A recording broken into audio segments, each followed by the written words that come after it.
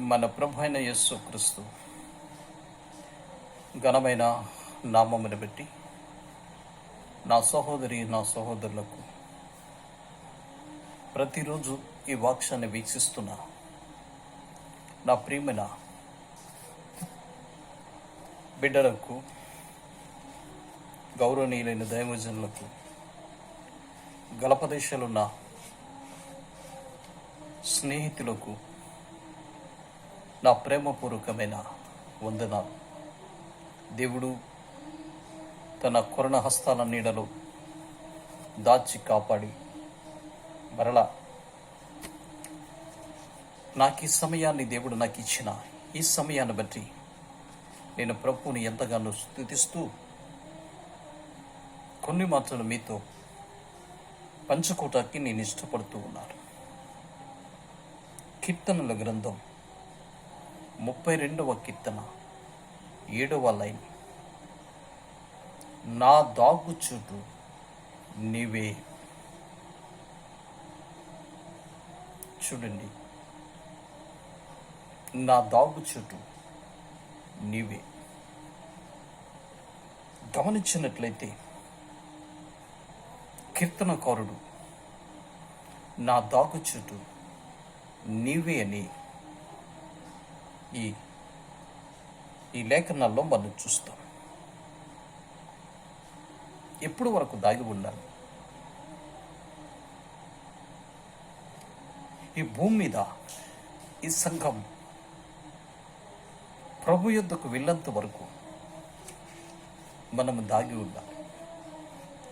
ఏ విషయంలో దాగి ఉండాలి, ఎక్కడ దాగి ఉండాలి అనేది కొన్ని విషయాలు మీతో నేను పంచుకోవటానికి పరిశుద్ధాత్మ దేవుడు నాకు సహాయం ఇచ్చేయను గాక.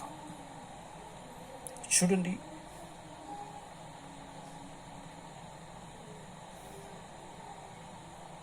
సౌలు దావీదుని చంపాలని ప్రయత్నం చేస్తున్న దినాలవి.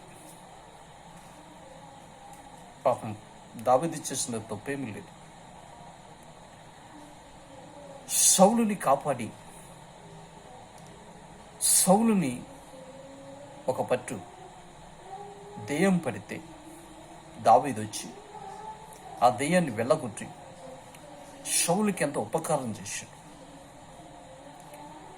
గొలియాదుని చంపి ఇశ్రాయేలును అవమానాల మధ్యలో ఉన్నప్పుడు భయాందోళన కలిగి బ్రతుకుతున్న ఆ రోజుల్లో దావీదు ఆ ప్రాంతానికి వెళ్ళి ఆ వ్యక్తిని చంపి సౌలుకు పేరు ప్రతిష్టలు తెచ్చాడు.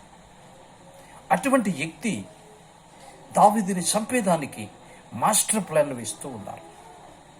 పలుమారు అనేకమైన సందర్భాల్లో ఏ విషయంలో ఎక్కడ దొరుకుతాడు అని ఎదురు చూస్తున్న రోజులవి.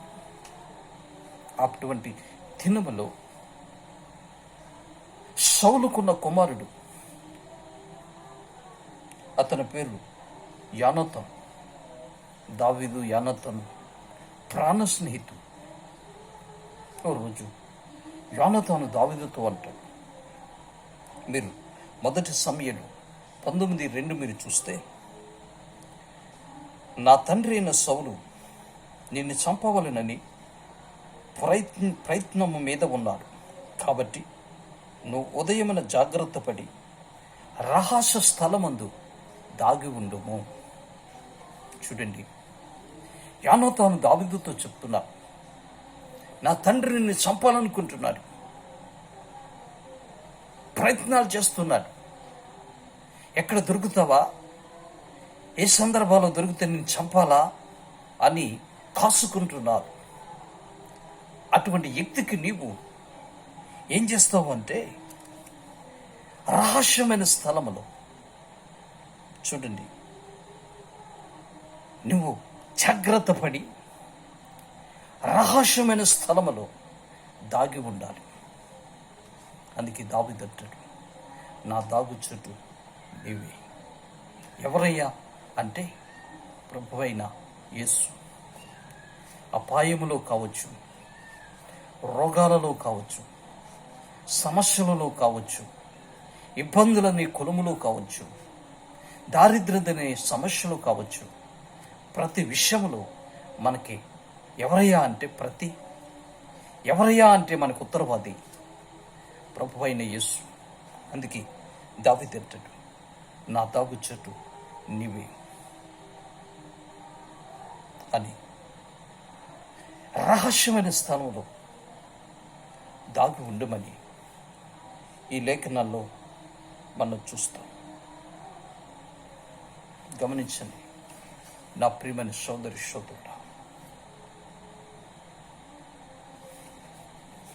మీరు మరొక విషయాన్ని మనం చూస్తే, శరీరము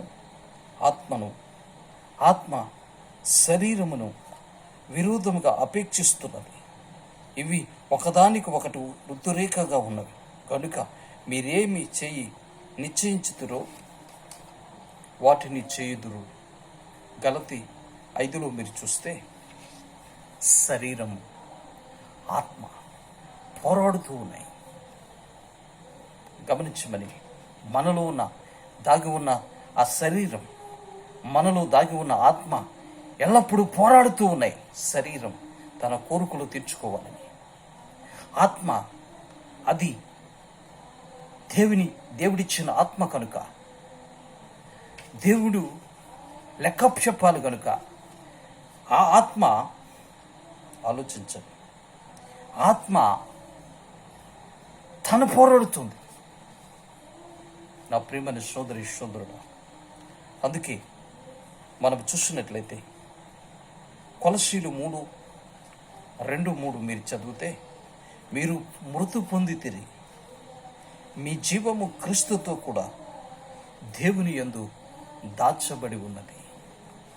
గమనించండి, అపోస్తలుడైన పౌలు గలతీ సంఘములో మాట్లాడుతూ, మీరు మృతి పొందుతిరి కానీ మీ ఆత్మ ఎక్కడుంది అని అంటే దేవుని యొద్ద దాచబడి ఉంది.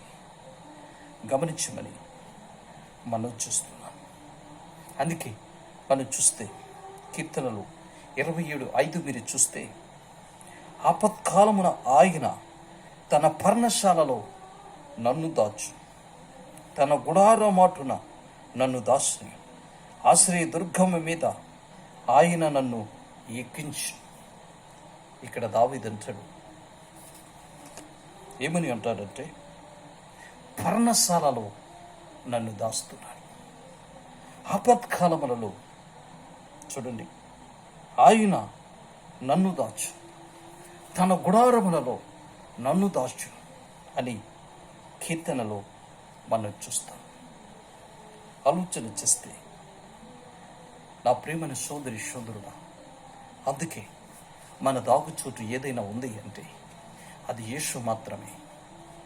అందుకే నా దాగుచోటు నీవే అని కీర్తనలో మనం చూస్తాం. నా ప్రియమైన సోదరి సోదరుడా, ఈ ఉదయకాల సమయమందు మనం ఆలోచిస్తే, దేవుడు మన జీవిత యాత్రలు, మన మనుగడలు, మన ఆపత్కాలములు, శ్రమల గుండా వెళ్తున్నప్పుడు, శోధన గుండా వెళ్తున్నప్పుడు ఆయన తన పర్ణశాలలో ఆయన మనలను దాస్తాడని, తన గుడారములలో మనలను దాస్తాడని దావీదు తన కీర్తన అనుభవంలో రాస్తూ వస్తాడు. ఆలోచిస్తే, ఓ రోజు ప్రభువైన యేసు ఏలియాతో చెప్తున్నారు. ఏమని అంటే, ఏలియా అది మహా కరువు దినాలు. కరువు అంటే భయంకరమైన పరిస్థితిలో ఉన్నప్పుడు దేవుడు సూటిగా ఏలియాతో మాట్లాడుతున్నాడు. నువ్వు వెళ్ళి ఆలోచించు, నువ్వు వెళ్ళి కేరేతు వాగు దగ్గర దాగి ఉండు. ఆలోచిస్తే మొదటి రాజుల గ్రంథం 17:3లో మీరు చూస్తే, కెరూతు వాగు దగ్గర దాగి ఉండు. చూడండి, నువ్వెక్కడ దాగి ఉండాలి అంటే వాగు దగ్గర. యేసు ఆ భయంకరమైన కరువు మధ్యలో ఎక్కడ నువ్వు దాగి ఉండాలి అంటే ఆ వాగు దగ్గర నువ్వు దాగి ఉండు అని ఏలీతో చెప్పినప్పుడు ఏలీ ఆ మారు మాట పలకుండా వెళ్ళి ఆ వాగు దగ్గర దాగి ఉన్నాడు. ఆలోచిస్తే ప్రియమైన సోదరి సోదరుడా, వాగు దేవుని వాక్యానికి సాదృశ్యం, పర్ణశాల దేవుని మందిరానికి సాదృశ్యం. మనం ఎక్కడ దాగి ఉండాలి అనేది మనం చూస్తే వాగి దగ్గర ప్రవచించి జీవజలము యొద్ద ఏలియని వెళ్ళి నువ్వు అక్కడ దాగి ఉండంట. అక్కడ వెళ్ళి దాగి ఉన్నాడు. ఏలియను పోషించిన దేవుడు కాకిల ద్వారా ఆహారాన్ని పంపించి ఆ ఏలియా ఆకలి తీర్చిన దేవుడు, ఆ ఏలియా అవసరాలు తీర్చిన దేవుడు. అందుకే మనం చూడగలిగితే అటువంటి భయంకరమైన స్థితిలో ఏలియా ఎక్కడ దాగి ఉన్నాడు అంటే వాగు దగ్గర దాగి ఉన్నట్టు మనం చూస్తాం. మరో విషయాన్ని మీ జ్ఞాపకం చేస్తాం.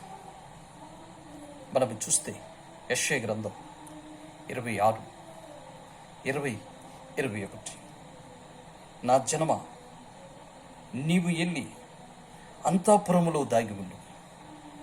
నీ వెళ్ళి నీ తలుపులు వేసుకుని కొంచెము సేపు దాగి ఉండు. ఇక్కడ మనం చూస్తే ఆయన అంటాడు, నీవు వెళ్ళి దాగి ఉండాలి. ఎక్కడ అంటే చూడండి, అంతఃపురంలో నీ తలుపులు వేసుకుని కొంచెము చెప్పు దాగి ఉండమనేది ఆ లేఖనాల్లో మనం చూస్తాం. అందుకే మనం చూస్తే మత్తయి సువార్త 6:6 మీరు చదివితే, నీవు ప్రార్థన చేసినప్పుడు, అక్కడ రాయబడిన మాట, నీవు ప్రార్థన చేసినప్పుడు చూడండి, నీ గదిలోనికి వెళ్ళి తలుపు వేసి రహస్యమందున్న దేవునికి ప్రార్థన చేయాలి. ఎవరికయ్యా మనం ప్రార్థన అంటే, రహస్యమందున్న దేవునికి మన తలుపు వేసుకుని మనము దేవుని దగ్గర ప్రార్థన చేస్తే ఆ రహస్యమందున్న దేవుడు మన ప్రార్థన ఆలకించి నీకేది కావాలో అది అనుగ్రహిస్తాడని ఆ లేఖనాల్లో మనం చూస్తాం. అందుకే భయంకరమైన శ్రమల గుండా వెళ్తున్న దానియేలు, అది చాలా భయంకరమైన కష్ట పరిస్థితి. ప్రార్థన చేయకూడదు, ప్రార్థన చేస్తే ఆ పరిస్థితే వేరు. అటువంటి సందర్భాల్లో జీవిస్తున్న దానియేలు ఏం చేశాడు అంటే, యథావిధిగా చూడండి 6:10 దానియేలు 6:10 మీరు చదివితే అక్కడ రాయబడింది, దానియేలు తన ఇంటికి వెళ్ళి యథావిధిగా అనుదినము ముమ్మారు మోకాలను దేవునికి ప్రార్థన చేస్తూ ఆయన స్తుతించుచూ వచ్చెను. అంటే మనం ఆలోచిస్తే రహస్యమందున్న స్థలం ఏదైనా ఉంది అంటే అది ప్రార్థన జీవితానికి సాదృశ్యం. ప్రార్థన దేవుని దగ్గర నీవు గదిలోనికి వెళ్ళి రహస్యమందున్న దేవునికి రహస్యముగా ఆ ప్రభు దగ్గర నీ విషయాలు, నీ విన్నపాలు దేవునికి తెలియజేసి నువ్వు ప్రార్థించగలిగితే, విజ్ఞాపన చేయగలిగితే, దేవుడు అసాధ్యమైనది లేదు, నీ ఎడల గొప్ప కార్యం చేయగలుగుతాడు, నీ ఎడల ఆశ్చర్య కార్యాలు చేస్తాడు. అలా మీకు చేయాలి అంటే మీరు రహస్యమైన స్థలం అది ఏదైనాగా గది. ఆ గది దేనికి సాదృశ్యమైంది అంటే ప్రార్థన జీవితానికి సాదృశ్యమైంది. అటువంటి ప్రార్థన నువ్వు చేయగలిగితే దేవుడు నిన్ను, నీ కుటుంబాన్ని బహుగా దీవించి ఆశీర్వదించబడుగాక. ఆమేన్. దేవుడు మిమ్మల్ని, మీ కుటుంబాలు దీవించుగాక. ప్రేమ నమ్మకమైన తండ్రి, ఆశ్చర్యకుడా, కొన్ని నిమిషాలు ఈ పాదాల దగ్గర గడపటానికి మీరు ఇచ్చిన ఈ సమయాన్ని బట్టి నీకు స్తుతులు చెల్లిస్తూ యేసు క్రీస్తు పేరట ప్రార్థించి వేడుకొనుచున్నాను పరమ తండ్రి. ఆమేన్. దేవుడు మిమ్మల్ని, మీ కుటుంబాలను దీవించునుగాక. ఆమేన్.